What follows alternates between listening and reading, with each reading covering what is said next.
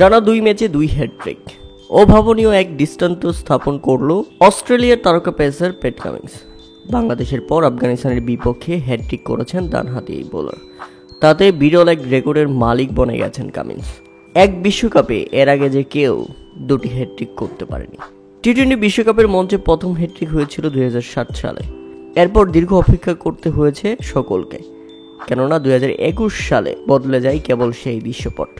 হ্যাটট্রিকের মেলায় পরিণত হয় 2021 সালে টি-20 বিশ্বকাপের আসর। কার্টিস ক্যাম্পারের হ্যাটট্রিকের সূচনা শুরু হয়। তার সাথে সেই আসরে যুক্ত হন ওয়ানিন্দু হাসানাঙ্গা এবং কাগিসো রাবাদা।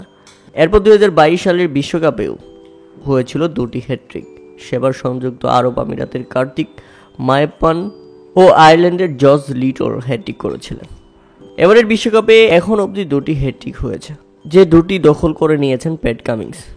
আফগানিস্তানের মিডল অর্ডারের ধস নামিয়ে দিয়েছিলেন, যদিও এই দিন আফগানিস্তান অস্ট্রেলিয়াকে বধ করেছে।